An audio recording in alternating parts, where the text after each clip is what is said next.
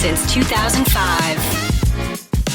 You're listening to Gamertag Radio with your hosts, podcaster Hall of Famer Danny Pena, the always opinionated Paris Lilly, and from outside of the norm, Peter Toledo.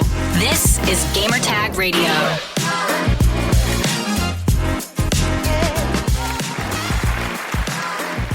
Welcome to Gamertag Radio, episode 1187. This is your host, Danny Pena, and wow, today has been an insane day. Ladies and gentlemen, Xbox acquired Activision Blizzard. Today, the internet has been all over the place talking about this big, humongous, huge news, and I decided to record a live Twitter Spaces session with the community. Just wanted to hear feedback from everyone, their thoughts, the good and bad. And overall, it was a great conversation, and it's over an hour long. So when you hear the audio, the quality is going to be different, of course, because we did this through Twitter Spaces. And hopefully in the future, Twitter, please upgrade your platform, and I would love to see this also on desktop. I think that would be a better way to create more content. And because the app on phone is still not perfect, but it's getting there. All right, so I'm going to play the audio here in a few minutes. But first, head over to gamertagradio.com. Listen to our past episodes. We have tons of content, over 1186 episodes, over 1,000 episodes. Make sure to check it out and share with your friends. Let them know about GTR. Now, you can find us on any podcast app. You go to Apple Podcasts, Spotify, Pocket Cast, and other places, Stitcher, TuneIn Radio, Google Podcasts, Amazon Music. We're everywhere. Now, whenever you get the chance, and shout out to everybody that's been listening and reviewing us on Apple Podcasts and also on Spotify. That's very helpful. I know Spotify just added that recently to the platform. So look, if you listen to us on Spotify, and there's a lot of you guys that do that, go right now to the app and give us a review. 5 stars will be very helpful. All right. So make sure to review us and subscribe and follow us. That will help out GTR a lot. Now, if you have questions and comments about this or any other topic for the Gamertag Radio crew, this is how you could contact us. Send us your feedback or questions. Give us a call at 786-273-7GTR. Email us at fanmail@gamertagradio.com or leave a message on speakpipe.com/gamertagradio.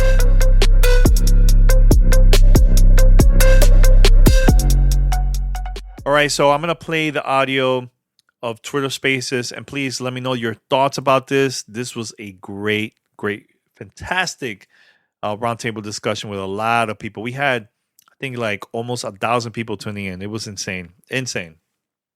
So shout out to Tony Polanco from Third Down Show. I started a conversation with him.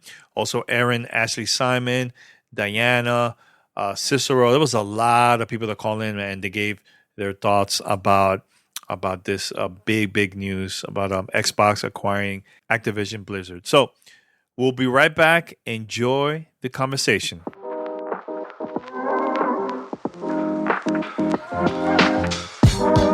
This is Gamertag Radio. Tony, I already sent you an invite, man. You can join in. There you go. You're in. Hey, there we go. There you go. All right, now we're good. We're good. Now we could officially do this. Yeah. Yeah, Tony, man. It's been a wild day, man. Wait, has it? What happened today, man? Something big happened? I don't know. I heard I heard it's Tuesday. We got to go back to work, that type of thing. Yeah, right. Yo, no, man. Obviously, people, you see the headline, you already know. Bro, this was crazy because today, I'm not going to into it, but I had to, I stayed home from work today. I still worked at home, right? But I didn't go into the city, right? Yo, I wake up, my DMs are blowing up. You and Paris sending me messages. I'm like, what is going on? And then I read what happened. Like, what? Are you kidding me right now? Now, bro, we thought Microsoft buying Bethesda was like, you couldn't top that. This is beyond that. Yeah, this is huge. Wow. Now, I'll tell you this. I woke up like around 5:10 Pacific time. Yeah. I don't know. It was just, I just woke up. I was there vibing. And then I seen the tweet of someone saying that this is going to happen. Then I saw another tweet from Wall Street Journal. And then I saw the official announcement on Xbox Wired. And I was like, wow, this is huge, man. This is huge. Now, but I do have a lot of things to say to you, man. Yeah. And look, I know Paris is here. Shout out to him. I want people to call in. Please tell us your thoughts about this, the good and bad, and we'll go from there. Now, I'm also recording this because I'm planning to post this on Gamer Tag Radio, so there's an opportunity for you guys to be on the podcast, etc. And and yeah, and please, I don't want to hear no fanboy ish. So please, if you guys are gonna plan to do that, I'm not down for that. Yeah. So now the question that I have for you, Tony, is I know everybody's focusing on the whole if Bobby's going to still be CEO of Activision and everything, and uh, I think he's not once this is all official. But in your opinion, man, overall, just as gaming in general, man, your thoughts about this and is this a good thing for the industry or not? In your opinion? Yeah, I mean, I'm glad you frame it that way because that's basically the stance I've been looking at it from the whole Bobby Kotick situation. We'll get into that later, but Yeah. yeah, this is obviously like without like equal the biggest gaming news in history. Like this is again bigger than Bethesda, and it's gonna be interesting for a couple levels, right? First, for Microsoft, obviously this is huge because it's gonna bolster the Game Pass games, right? Like one of the things, and this is funny. I literally said this on Throwdown, my podcast, plug, right before Microsoft bought Bethesda. I said the main thing that Xbox Game Pass is missing is good games or games people really care about. Then they bought Bethesda. Now they bought Activision. Bro, they have the biggest franchise on there right now, Call of Duty. So obviously, this is going to drive up not only console sales, but what Microsoft really wants, Xbox Game Pass sales, right? So that's already pretty big right now. We don't know all the details right now. The things haven't been finalized, but from a gamer's perspective, it's Yes. interesting, especially, well, it depends on what happens, right? Because we know what's going on with Bethesda, where all those games, the new games, are going to be exclusive. So, Hmm. if you're a PlayStation only gamer, I understand why you may have some trepidation here. You may be a little worried that you're going to lose Call of Duty, and you may have to buy an Xbox. So, it's interesting because when you think about it, and again, I'm trying to be objective here, these kind of acquisitions aren't actually good for gamers, right? But they are good for the individual companies. For guys like me and you, it doesn't matter because we own everything. But I could understand why some people may not be happy about it. But obviously, on the other camp, some people would be happy about it. But yeah, Hmm. it's kind of interesting. I'm still trying to figure out how does this really benefit gamers. Maybe you have an answer, but I mean it benefits Xbox gamers. Obviously, they're going to get Call of Duty day one for $15 a month through Game Pass. So for Xbox gamers, it's definitely good. But anybody else, I could understand why it may be a bad thing. Me personally, I'm like, listen, I could play it myself, so it doesn't matter. But I could understand that. So what's your take on that? Like from both of those perspectives, the Xbox Um, gamer and the PlayStation gamer. I think for the PlayStation gamer, I think it's time to try out, the Xbox ecosystem. Doesn't have to be like you buying the actual console to play these games. But as try out Game Pass. Hey, $1, 3 months. Now there's gonna be more content there. Now I know there was discussions on social media and also other Twitter spaces of people saying that there's no way Call of Duty and all these other games are going to be exclusive. Look, we had the Mm. same conversation when when the whole Bethesda deal. I said the same thing about all their games, including Starfield, which people were saying, no, they need to release that on PlayStation. They're going to lose a lot of money. Honestly speaking, Tony, Microsoft is not going to lose any money over that, man. I think that's going to be helpful because now more people are going to be subscribing to the service. It could be through the TV, through mobile, through console, through PC. Now more people are gonna try out Game Pass because of this move too. Not only because of the Bethesda move, So I think that's what's gonna happen. Now, a thing that I was talking to my co-host earlier today. Shout out to Paris and Pete. I was saying that I think we probably, we're so used to seeing Call of Duty coming out almost every year, right? Yeah. I think a couple of years from now, like maybe 2025 or so, maybe 2024. That's like the earliest, I think. I think we're gonna see developers that have been working on these studios have been working on Call of Duty. I think that we're gonna see a break now with Call of Duty, You and think so? now It's interesting. all these other studios are now gonna start working on experimenting on new things, man. Things that they've never done before. Right now they have to work on these games on Call of Duty, but I think things are gonna change now for all these developers, man. That's what I Hmm. think personally. You don't see it that way? No, I I think we're gonna don't. see a breakdown. I think Call of Duty is such a big cash cow. They are not going to touch that thing until it stops making money, right? I think we're going to keep seeing annual Call of Duties until that franchise stops being profitable. The same thing happened with Assassin's Creed.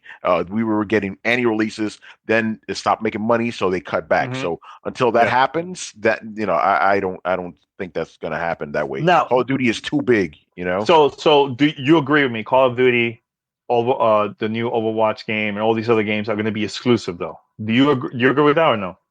I'm going to say the same thing I said about Bethesda, right? Only Yes, I'm going I to say the change same the thing too. yeah, I'm going to Yeah. change the numbers around and the names. That's all I'm going to do. But I'm going to say the same thing. Microsoft did not spend $70 billion to share their IPs with other companies, the rivals. No way. This year, obviously, we're going to get Call of Duty on PlayStation. Next year, Mhm. maybe after that, nope, it's over. Those games are going to be again. What does Microsoft want to do with specifically with Xbox? They want to bolster Game Pass, right?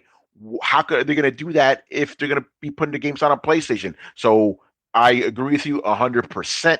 Those games will not be coming. Overwatch 2, listen, that may be an exclusive. Get Yeah. ready for that. Again, Mhm. Danny, like you said, we've seen this before. Don't say it's not possible. We've already seen it. Starfield is an exclusive. Elder Scrolls is going to be an exclusive. Fallout exclusive. I'm telling you right now, Call of Duty will be an exclusive on Xbox. Absolutely. Yeah. Well, we have a couple callers. I'm very curious to hear what people have to say about this. Oh, let's go. So Let's curious. go. Let's go. Okay, the first one. Let's go with Chris. I'm gonna put him on. Chris, thank you for calling, man. Hello, Chris. Chris. Chris is on. Going I'm here. I'm once. here. It's just Okay. Okay. There you go. Hey, yeah, All I was right. like, no, no, no, cut me off, All bruh. right. What's up, Chris? First of all, man, where you calling from, man? man, I'm from Dallas, Texas, man. Outside All Dallas. right. It's funny about all of this is I deal with athletes, right? And I had a professional baseball Yeah. player call me in panic. Matter of fact, he's gonna probably jump in this room. He's a Major League Baseball player. He was like, man, he's a Call of Duty head. Like that's all he plays, right? He plays Warzone. He plays nothing but Call of Duty. He switched from Cold War to Vanguard every hour if he could. He called me in panic fear because he's a PlayStation guy. And he didn't understand the severity of it because he said, oh, they bought Activision. Wait a minute. They got Call of Duty now? And I had to explain to him, obviously, the year. You'll probably get Call of Duty this year, but next year is up in the air. Now, in saying this, he's saved by grace because when the Xbox Series X came out, I told him, I said, look, I got a PS5 and a Series X. You need to get both.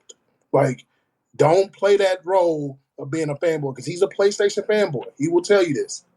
And I told him, don't fall for that trap because I literally said this. I got people that can vouch for this. I've literally said these companies are gonna start buying these titles that we like, and we're gonna have to play it on one console. Be prepared for that. But for me, I would say Call of Duty this is huge, man. Like $70 billion, y'all. That's different kind of money. First off, like I said, I come from the sports world. A team got sold for $6 billion. We thought that was crazy.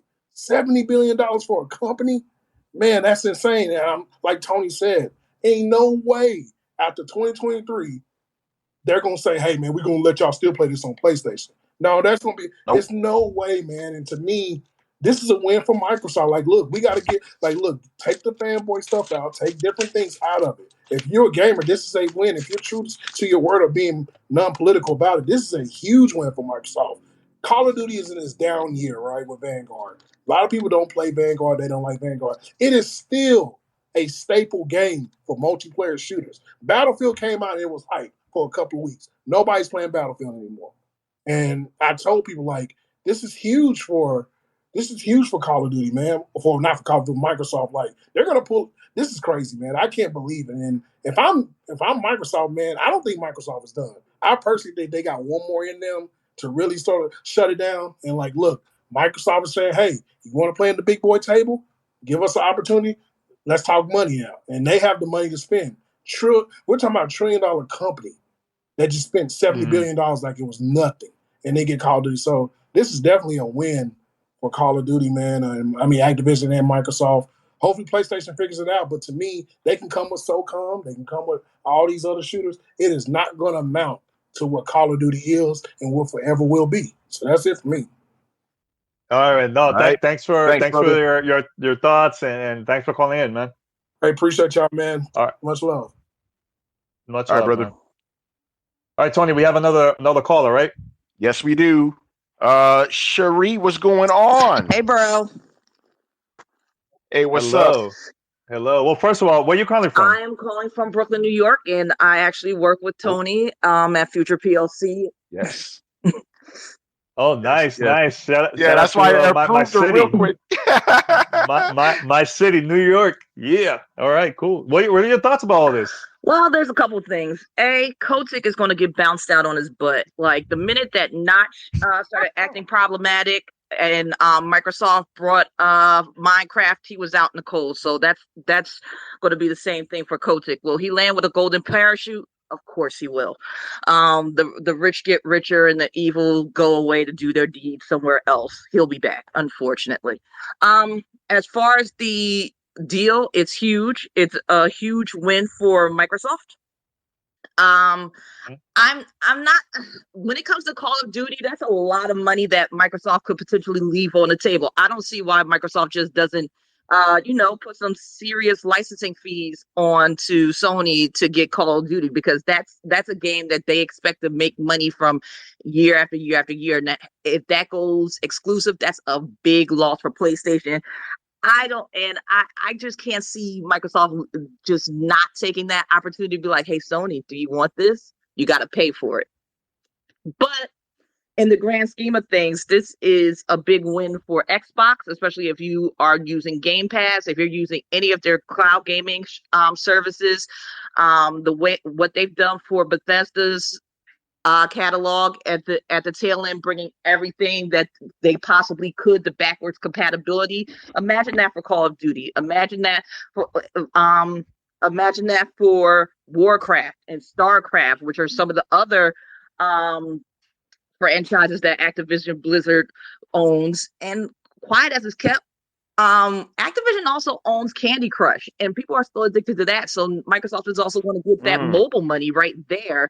So this, it's actually worth every penny of this $70 billion that they spent, because they are going to be raking in the dough in dividends. That is if Microsoft can get on a steady production schedule, because as we've known, Microsoft, we buy the Xbox, we get all excited, it's the most powerful system out there, but where are the games? And I don't want to, of course, who doesn't love nostalgia? But I want new games, and I'm tired of waiting for new games. And this is at this point, Microsoft is before this and before Bethesda, they have purchased 29 other development houses. Where are those games?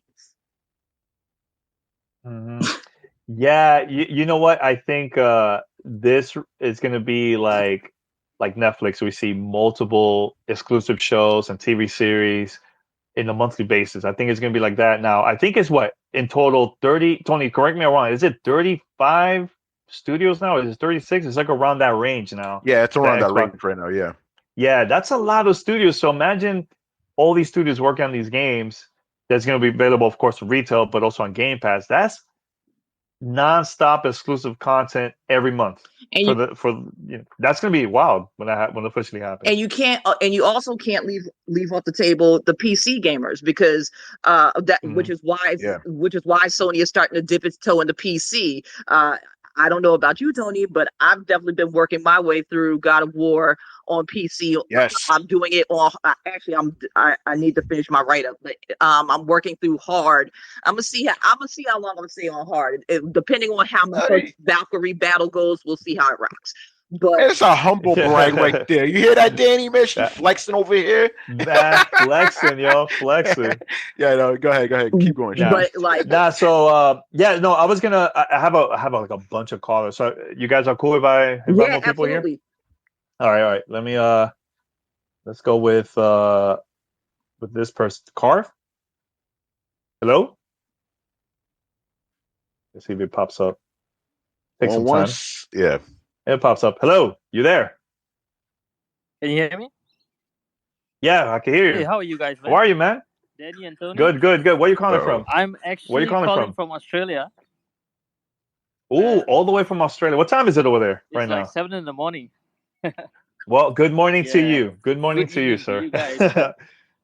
Yeah, man. So tell me your thoughts about all this, man. I think a lot of people like think of it as it's a big win for Xbox and Xbox gamers, but I think otherwise. I think the fact that Xbox is the one making this purchase of Activision Blizzard is a good thing for gamers as a whole, because not only do you get all these games in Game Pass, but the accessibility for a lot of people is just going to increase. Like, you just have to have a mobile phone and data, and you can have access to all of these games.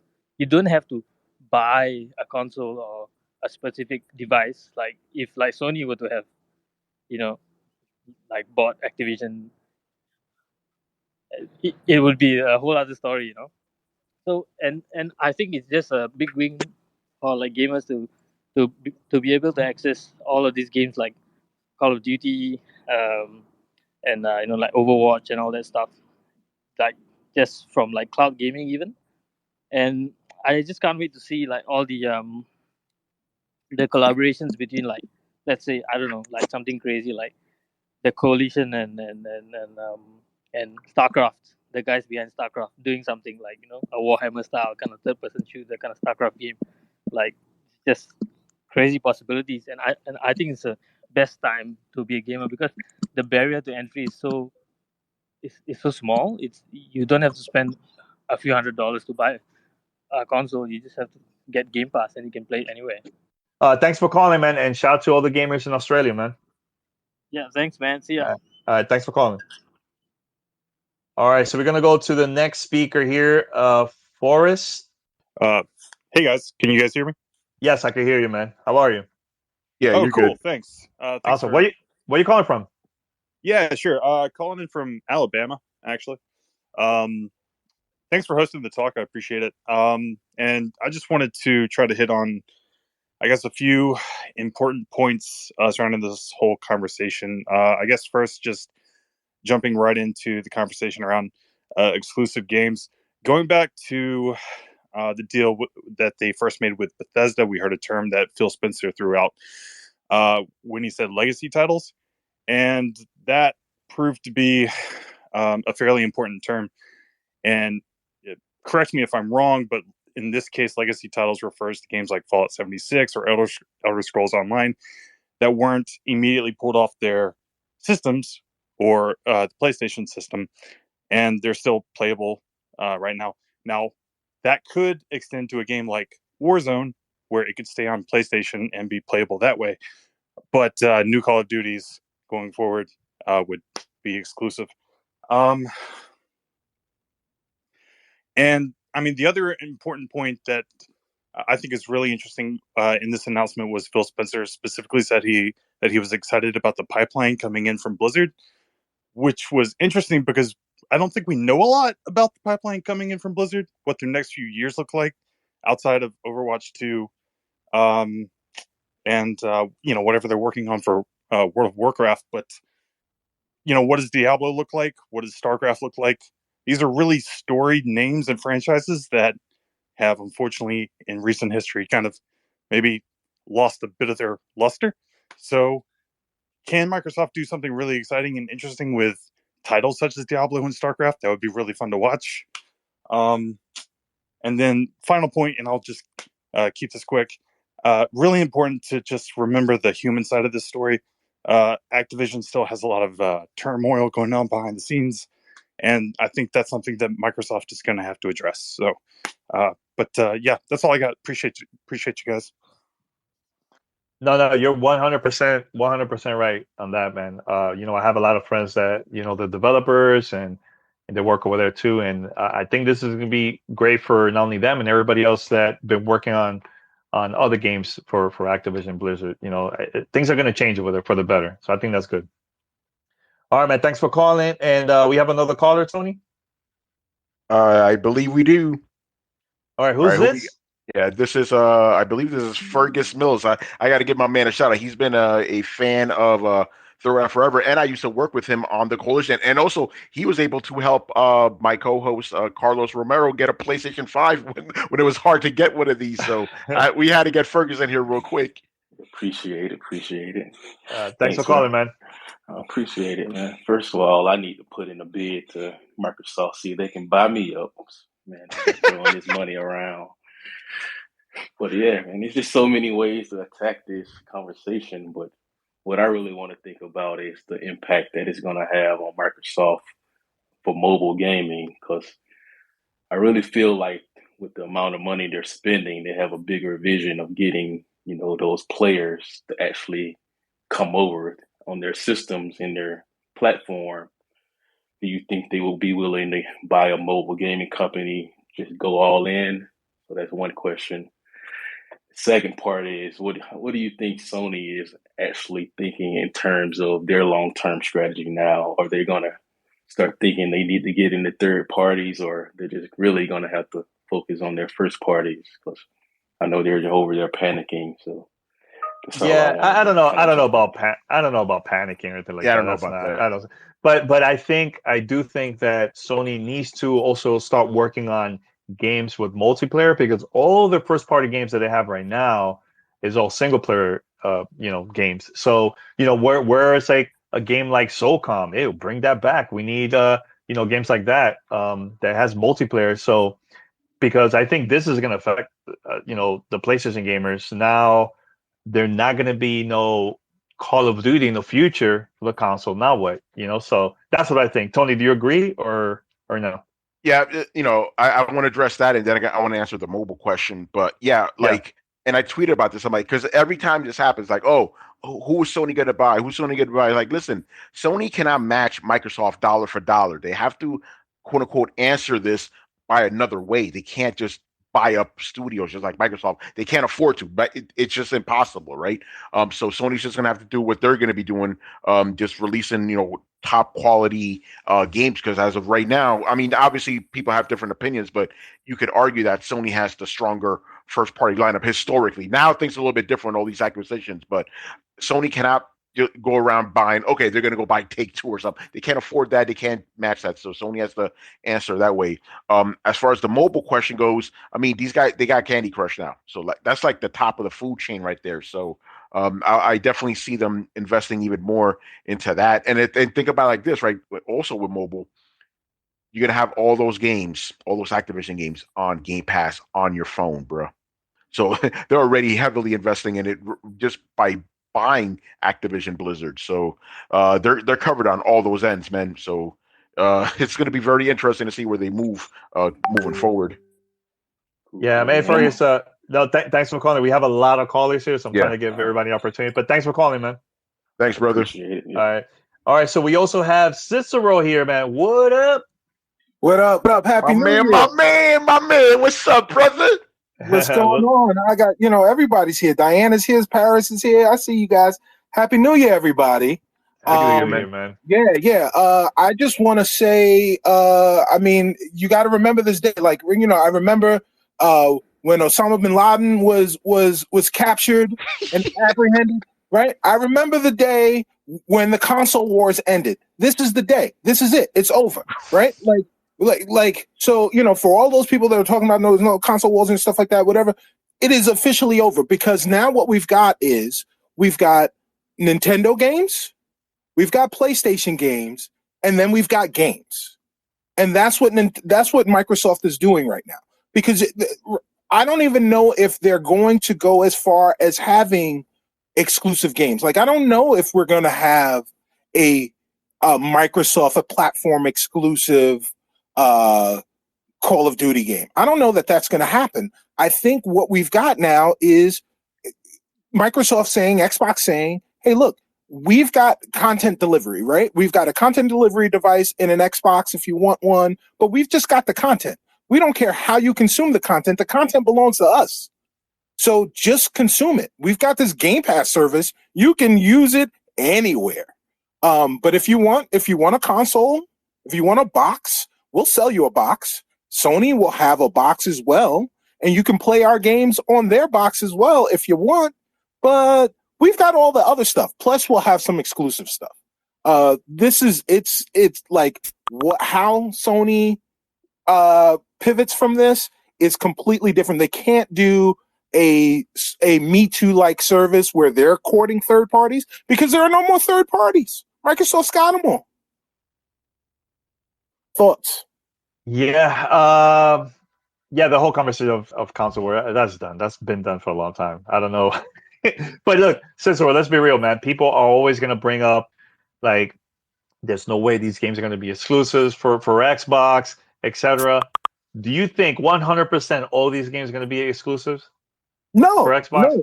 No, you not don't at think all. so? Not at all. Not at all. There will be some, right? Like, just like when they made the move for Bethesda, that was the time for Microsoft to say, mine, Gollum, right? It's our precious. And so games like Starfield, games that are already in the pipeline, where Phil was looking and he was saying, we can share that, but we're going to keep that. We can share that. We're keeping the rest. But I think with this acquisition, the rest is already inside the house. It's already what's left? Ubisoft Plus is coming to Game Pass. And EA Plus or whatever it's called EA Access is already in Game Pass. There are no more games left. I'm worried as I think about this more. I worry about developers and smaller publishing houses. Like, I worry that we're going to have a repeat of what happened in the early 2000s, where we saw the bottom just fall out from the midware games. So those games that you knew you could get for $20-$30 every year, like from companies like THQ. THQ is trying to make a comeback. Those Darkstalkers games, some of them were good. Some, like, they're really fighting for their lives right now. Thankfully, Xbox is really pumping money into its indie development space. But yeah, I think she's breaking up. Can you hear her or no? No, I can't hear her. But I think she's going. I agree that, but where I think the difference is Game Pass now provides that space for the double A's, the single A's titles, where there's the game that came out from Ubisoft that's like the Free Riders. It's like their new version of Steep. I forget the name of the game. Riders Republic. Yeah. And that game is a lot of fun, but it's not $60-$70 worth of fun. It's not good enough. It's not fun enough to buy, but it is fun enough to play. And now that game will be on Game Pass, so I can play it, right? And because of cloud gaming, I don't even have to download it. Yeah, well, go ahead, Tony. Definitely. Go ahead, I was just saying, in that, because we still do have a lot of callers here, but in that sense, it's definitely good for the the gamer, the Xbox gamer specifically. But you're right. It's like how many of these games may be pushed to the side to make way for the bigger titles. So that's an interesting question I haven't even considered during all this. So worth thinking about. Yeah. No, Cicero, thanks for calling, man. I have a lot of callers. I'm trying to give everybody an opportunity, man. All right, man. All right, and Aaron. Hey, how's it Aaron going? Ashley Simon, what's up? What's up? It's great to see all these amazing faces in here. So I wanted to take a little bit of a different route when it comes to this conversation. The one thing that I'm really interested in looking forward to is how gaming from like a traditional standpoint has been so segmented from traditional entertainment overall. But now we're actually starting to see it being intertwined in a greater way. Not those 90s, film adaptation, crazy, Super Mario movie, but like in a more genuine way. And I'm actually interested in seeing with these additional IPs being acquired under Microsoft. I'm wondering, like, I'm curious to see, like, where are these IPs going to go from an entertainment perspective? Because now, like you guys were saying, exclusivity is not necessarily the name of the game, it's access, right? And part of that ecosystem of access is not only having it where people can play video games anywhere, anytime on any system, but also the consumption of gaming is being elevated not only within music, but film, OTTs, and etc. So I'm very excited to see what could potentially come from this, but I want to get your guys' thoughts on, like, how do you see this acquisition, or how do you see the overall, how we're moving more into this access framework within the industry, and how you see this potentially impacting the overall entertainment industry? Because gaming is pop culture. It is a lifestyle. It's part of entertainment now, and the lines are blurring what entertainment is now. So I just wanted to get your thoughts on that. Yeah, that's interesting because I'd never even considered that angle. I'm just looking at this strictly from a gamer standpoint. But you're right. Like, I mean, right now, you could tell me the name of it. I know there's an Overwatch TV show or something. I don't know the name of it, but anyway, with this type of merger, you could probably see, like, because Microsoft's already having a Halo show coming out, and they try to do that before. So maybe you could actually have TV shows based on, like, Call of Duty or whatever. You know what I'm saying? So it's definitely possible because, like you said, we can't just think about, okay, here's gaming and then that's it. It's like, okay, yeah, we have gaming. How do we expand that to other fields, right? Because it's all about cross promotion and all this other stuff. So they could definitely make this happen. I mean, we were already seeing moves towards that. Like, oh god, I hate to use this term, like a metaverse or whatever, right? But not the way you're hearing it right now. But like basically, just a lot of like one franchise that branches out into multiple different mediums, right? Video games, books, comics, whatever, right? So it's definitely possible. And now Microsoft, with all these IPs under the belt, they could definitely make a bigger push for it. I never even considered that. I'm glad you brought that up. Yeah, and not only that, Aaron, do you see also this, like, also with music too, beyond movies and film? Do you see that too, or what? I mean, I see that going beyond. I mean, the music industry actually got shooken up in 2020 because its biggest revenue generating source was touring. And then that's why you saw a lot of artists integrating music videos and other components within the gaming universe, in the sense of, like, the video games, as well as, like, just the tools that gamers typically use, like Discord.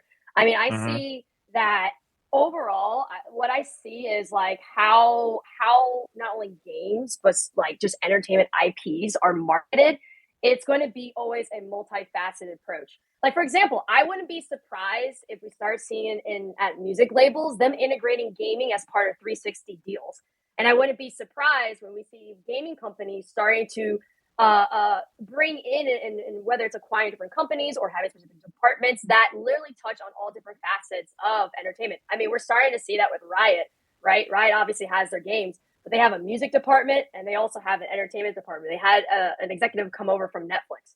So I'm actually curious to see what Microsoft would plan on doing. Because, like, think about it, like, it had the IPs that Microsoft has now brought on are, like, notable franchises and household name franchises across the board, right? So I'm very curious to see, not only from a gaming standpoint, not only from a esports and competitive gaming standpoint, because that's a whole other conversation that the community and the esports side is talking about, since Call of Duty League was, like, a big kind of debacle going on right now in that league. But I'm also very interested in how, the company will start to integrate various different departments to expand beyond just the typical gaming sphere and more into music and film. And I see it's happening. I mean, most companies are taking that entertainment route. I think COVID really changed a lot of people's perspectives and business strategies.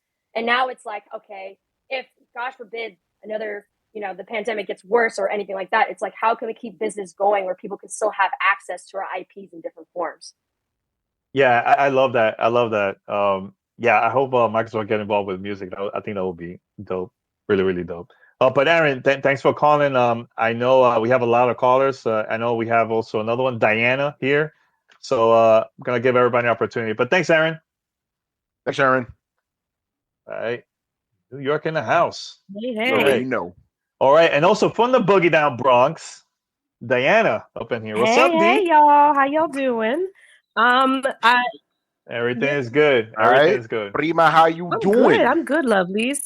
So I listen, Erin. I kind of want Erin to stick around because she's talking my business. Oh, exactly. Hey, Wait, All wait. right, Let me put her. Let me put her up. We You want me to put her, bring her back? You want me to bring her back? combination. I mean, it's okay. It's up to y'all the hosts. But like, listen, she's talking the Yeah, business yeah. part, and this is my wheelhouse. Moving now into biz dev, and I think that this is a really really fantastic sort of direction that we are sort of heading in the gaming industry. With Aaron's talking about like how now you know the gaming industry and companies need to sort of evolve beyond just we're just going to be releasing games, we're just going to be releasing movies, because it's beyond that. So exactly how Aaron said, talking about with music and how the synergy behind the music, and how you start to have like the licensing beyond like connecting, having like this particular artist working on this particular game, but then bringing in this particular business into this particular game as well, or this particular however you want to do it. And I think that with this particular with this deal is I personally and I don't subscribe to oh, I'm a fan of PlayStation, I'm a fan of Xbox or any sort of like major publisher. I just look at it in like in an overarching sort of like view. I don't I was seeing a lot of folks saying PlayStation is done, and I'm just like, I think folks are looking at it in a very limited way. Um, at the end of the day, Microsoft has sort of bolstered their focus to really, to show that, that they are truly a service-based company, and hardware does not matter anymore.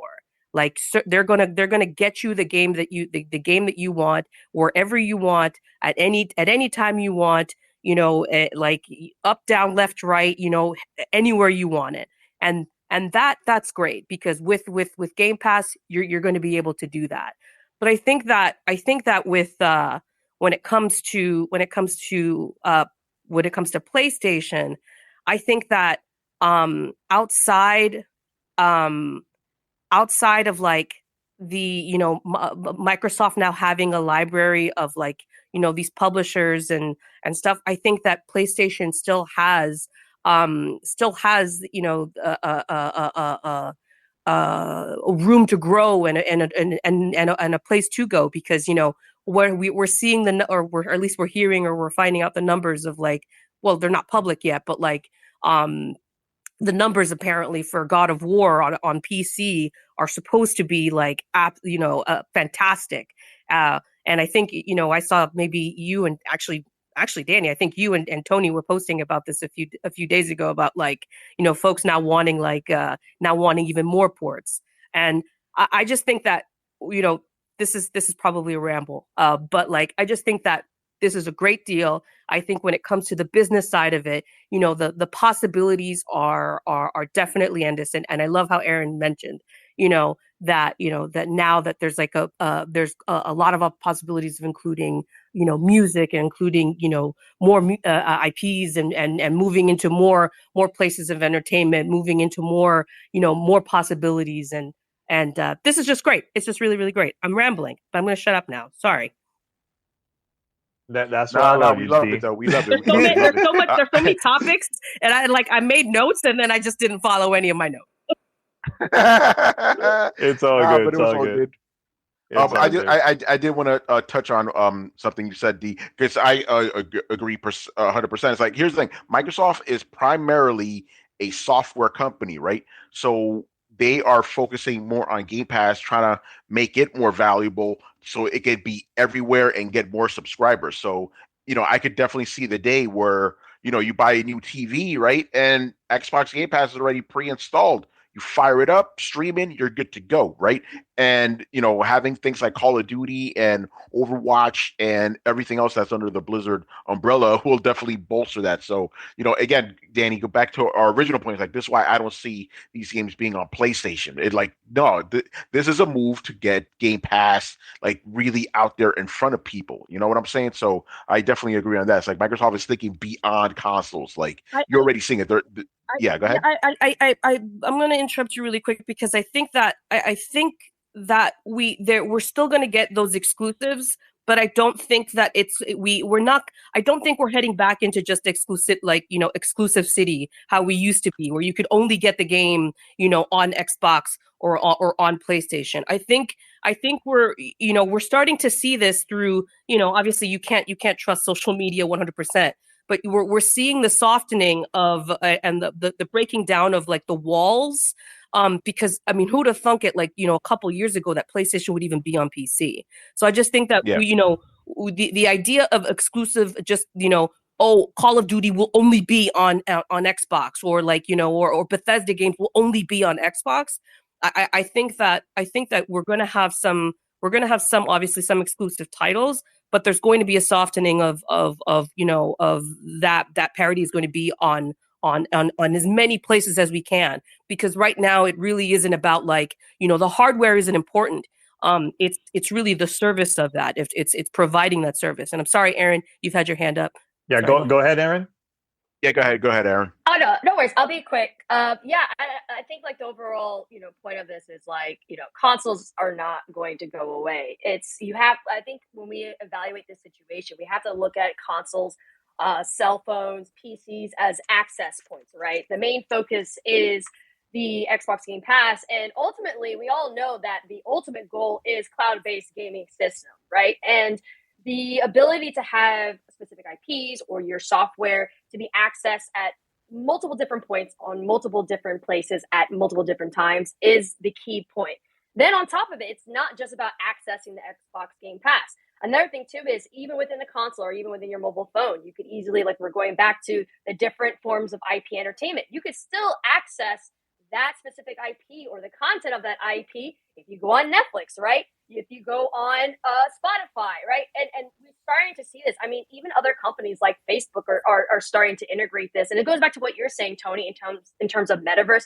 I know, when we hear metaverse, we're like, oh, we don't hear this NFT and all this other stuff. But at the end of the day, that's kind of where things are going in terms of this Web3 kind of environment, and also where a lot of companies are going to right now. So, I think that sometimes when we view these acquisitions, or sometimes when we view from the business perspective, there are very minute and sub branches that still bring money into the company and still allow for the opportunity to create brand loyalty and to bring people back to what the overall product is, what they're trying to sell, which is ultimately right now Xbox Game Pass.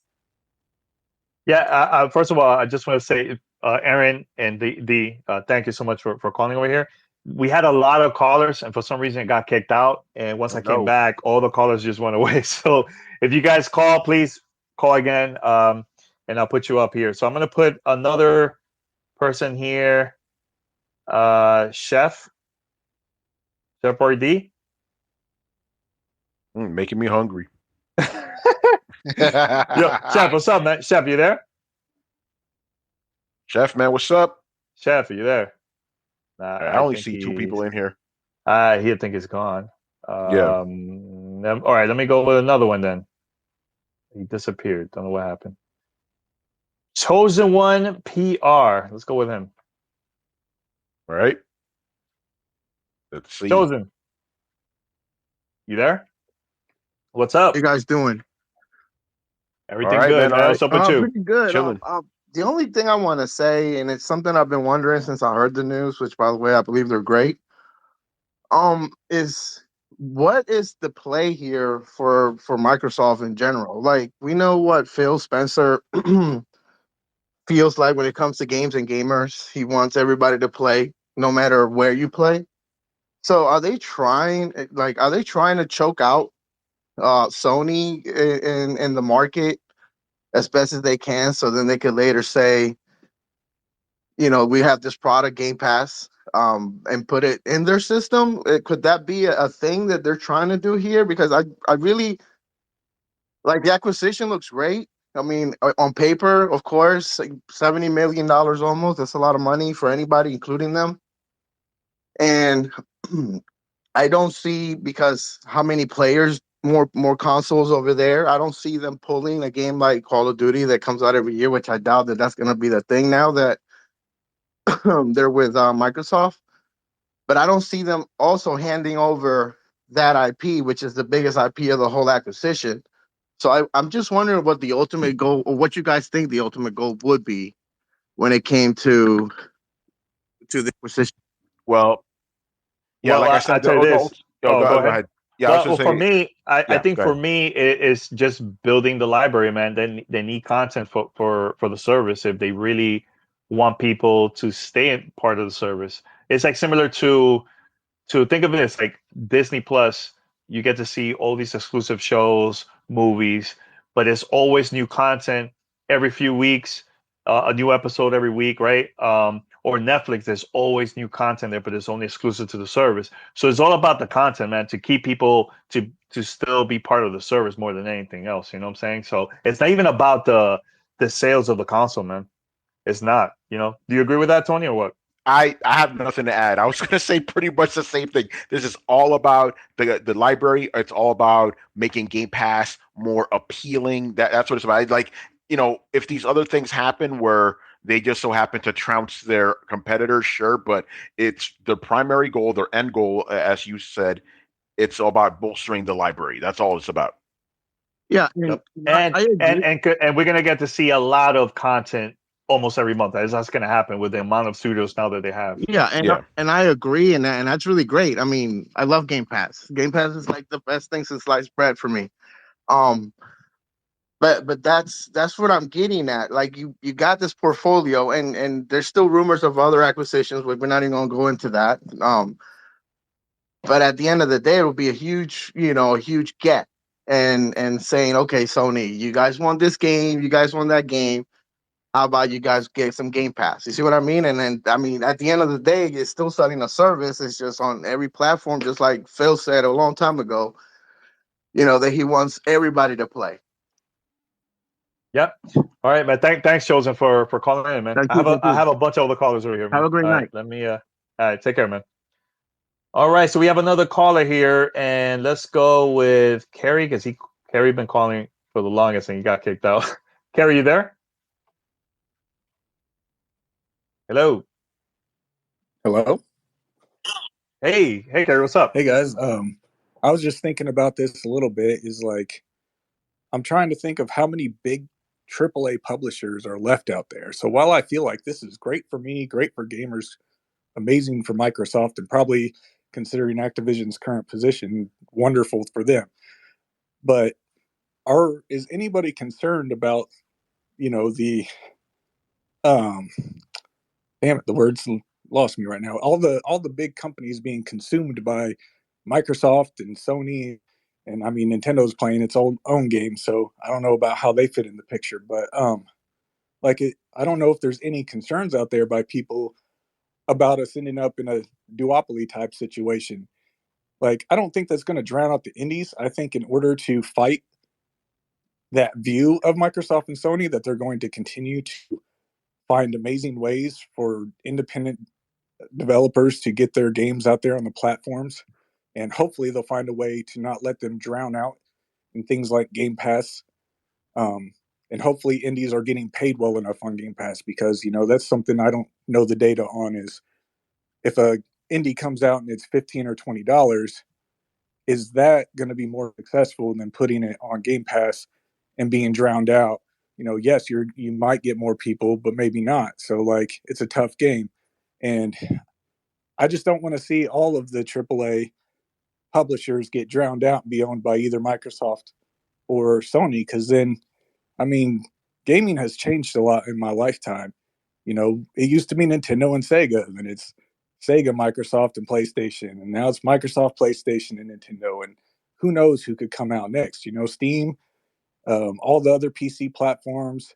they're all coming up, and we've got so many different ways to play nowadays that it's like I want the love spread around because I love every platform. I've got both series consoles. I've got the PS5. I've got PCs that can play. So I'm very privileged in that manner. I know not everybody can do that, and it's not always been in my life that way. But that's kind of my concern is the shrinking of the pool of the AAA publishers and where those games are coming from. So while I'm very excited about this deal, I'm also kind of cautious about where we're going and hoping we don't get on that slippery slope of consolidation. No, and I 100% agree with you. Like, yeah, I'm excited about the news, but yes, I think we all also have to be cautious about that stuff, man.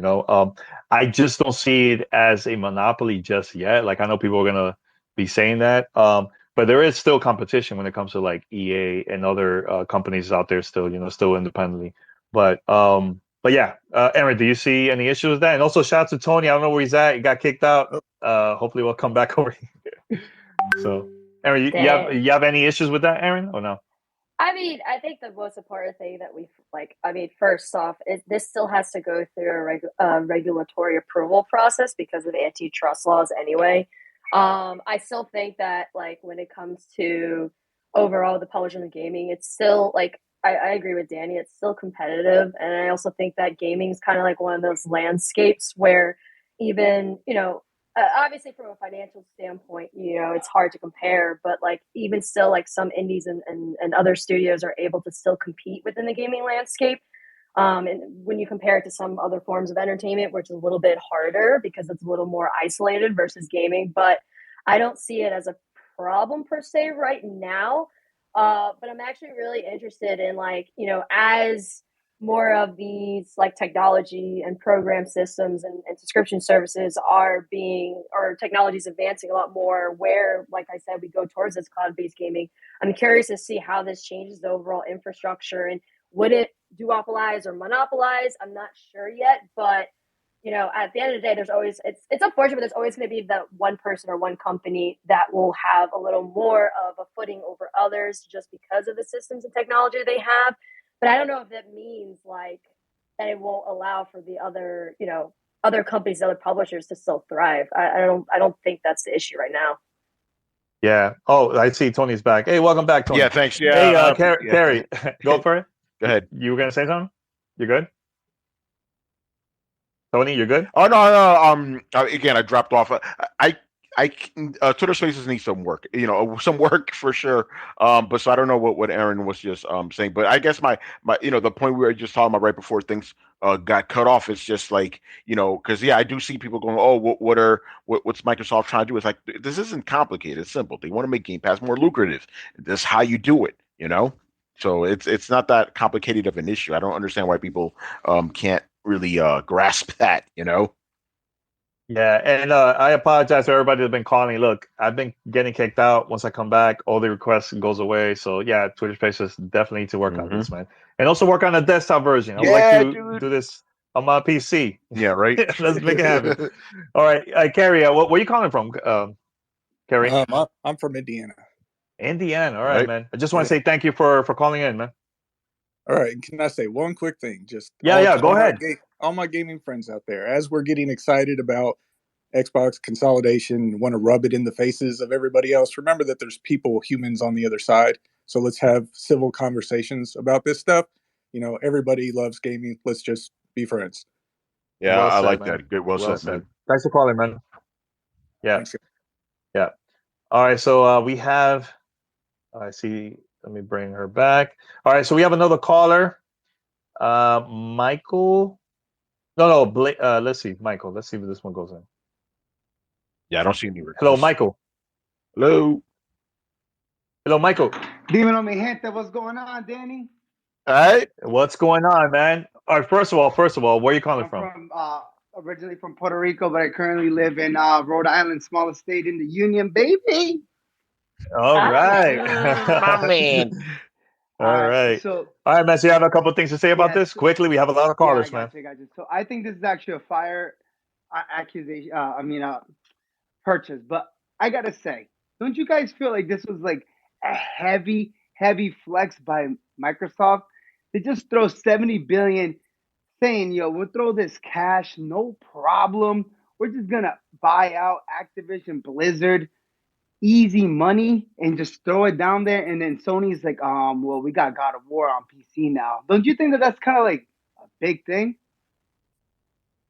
Again, is about the building the portfolio, man. Look, if you go back to 2013 when Microsoft announced the Xbox One and the bundle with Connect, and it was expensive, and people were talking about that, man. It hurt Microsoft, man. Plus, when it comes to content, there was not a lot of great games during that time too. Now things have been changing, for the better. But I think it's all about that, man, more than anything. Just building the portfolio and just having a lot of content, not only for the service but also for the ecosystem overall, man.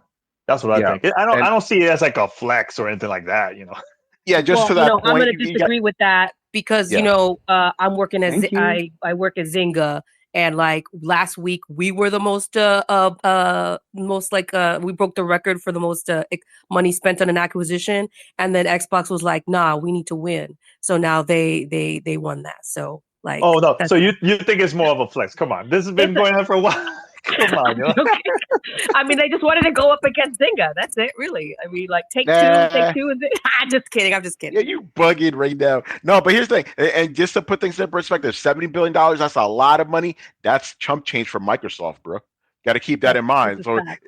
yeah, so it's not really a flex. It's like, all right, yeah, I got a couple loose change in here. I may as well buy this company real quick. When you're dealing with rich people on that level, man, anything's possible, bro. I Yeah, like that's the Eh, chump only change. that's the Yeah. only thing I was thinking. And I'm sorry not to cut you off, Tony, Danny. I'm sorry, and I'll hop off. But I was honestly thinking that because you know they just acquired $11 billion, or excuse me, $7 billion for ZeniMax. Everybody's, oh man, this is crazy. Then we heard about the Zynga stuff, $11 billion with Take Two. Everyone was like, wow, I can't believe a mobile site got all this money. And then boom, they just come up. Don't worry about that. We'll times that by 6 real quick. And then swoop up all these companies, get COD, which is still number one in like console sales, and now getting Diablo, scooping up this big deal now. I honestly think about it like there's no way Sony's not shaking a little bit. I know EA must be like, oh, let's get this money if we can get acquired too, and maybe Take Two and later on is like, hey, if they're getting $70 billion, how much are we making? We're more expensive than sports teams that everybody wants to get into. So that's the last thing I'll say. Well, I think all joking aside, though, I think if you Activision Blizzard is really kind of worth that. Like they're getting some major titles that print money every single year. They're getting they're getting some classic IPs as well. They're getting the possibility just the possibilities are endless when it comes to now what we've seen with Riot moving into the entertainment space. With we've been talking about like personally I feel like Blizzard should have been in the in the Netflix making shows space years ago. And Riot just beat them to it. We've been saying this for years, but like like all joking aside, that's how much Activision Blizzard, all of that is really worth. I mean that's the value. I mean, granted, again, we're talking about billions, so like I can't perceive that amount of money, but like it seems that like that's how much it should be worth. yeah, and, Yeah, hey, no, I Michael, agree. I agree. thanks I for agree with calling, that. Michael.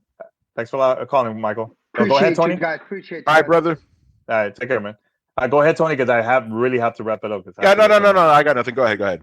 Yeah. No, I just want to say, everyone, thank you so much for listening. I really have to go. But Aaron, you would like to promote your stuff? Go ahead. Feel free.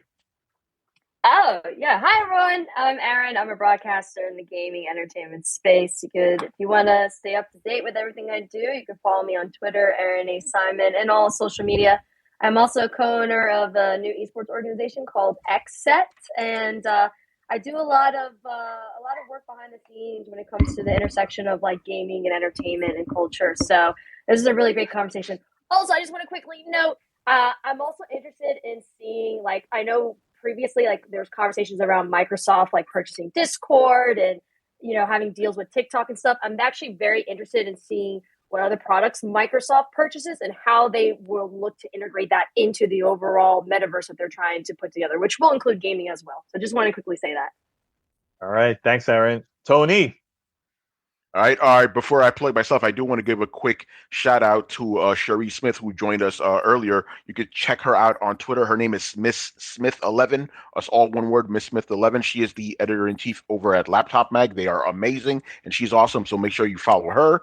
And as for myself, you can follow me on Twitter at Romudeth. That's ROMUDETH. And in my bio, you'll see links to all the places you can find me. I am a computing writer for Tom's Guide, and I'm the host of the Throwdown Show podcast, which airs every Thursday and Sunday night at 10:30 p.m. Eastern. Thursday, we cover the big stories. I wonder what we're going to be covering this week, right? And then on Sunday, we answer fan questions. I'm pretty sure what kind of questions we're going to be in this week. And shout out to everybody that joined us. And Danny, as always, shout out to you for having me on. This was another great discussion that I'm pretty sure we're going to continue talking about in the coming months. Yeah, I think it's going to be like that for the whole year. Absolutely. Yeah. And Diana, what's up with you? Anything you would like to promote? Yeah, I'm not really a content provider. I've moved more into the dev side. So, if you want to follow me, just go to Girl Pants GR. You could just click on my name and just, follow me there. And then you'll find my respective links. I'm currently working, as I joked earlier, I'm on Zynga. I'm at Zynga working on the new Star Wars game. I'm the licensing production manager. So working in the relationship between licensing, marketing, and and partnerships with the Star Wars property. So keep an eye on Zynga. We got a lot of I guess now we're Take Two. I don't know. Hey. What y'all got going? You know what? So I guess we'll Take Two. I don't know. In a year. So keep an eye on us. We got a lot of really, really dope shit in the pipeline. It's going to be really great. And follow, and to figure that out. All right. Thanks. All right. Cool. Everyone, make sure to go and check out Gamertag Radio's our podcast. I'm also going to post this on the show, maybe like later on tonight or so. But just follow us. We're in every podcast app out there, over 1,000 episodes. I think this episode coming up is episode 1187, which is pretty insane. But we have more content. I know we have more content coming up, and can't wait. And actually, next month is our 17th anniversary of the podcast. So give us a follow and make sure to listen, man. So tomorrow we actually going to have another Twitter Spaces, because this was scheduled a couple of days ago. We're going to talk about more of like PlayStation games coming to the PC. Tony, you're more than welcome to join us. I know Paris is going to be there too, and it's going to be a lot of fun. That's tomorrow at 6 p.m. Pacific. So make sure to tune in.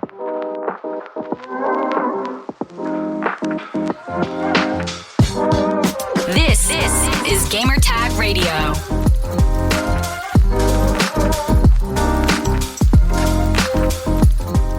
All right, so we're back here. Thank you for listening to Gamertag Radio episode 1187. And please, I would love to hear your thoughts about this conversation. It was great. We're going to have more of this in the future. And also, I'm going to sit down with Paris and also Peter in the future, and probably going to be talking about more of this and other news too. So stay tuned. All right. If you'd like to be part of Gamertag Radio and be part of the family discussion segment and all that good stuff, here's how you could contact us. Send us your feedback or questions. Give us a call at 786-273-7GTR. Email us at fanmail@gamertagradio.com or leave a message on speakpipe.com/gamertagradio. Also, remember to go right now to your favorite podcast app, follow us, subscribe, even post a review on Spotify and Apple Podcasts. That would be very, very helpful. And if you want, listen to all of our content right now. Go to gamertagradio.com. We have a lot of other episodes. All right, everyone. Thank you for listening. Until next time, we're out. Peace. Thanks for listening to Gamertag Radio. Be sure to like us on Facebook and follow us on Twitter.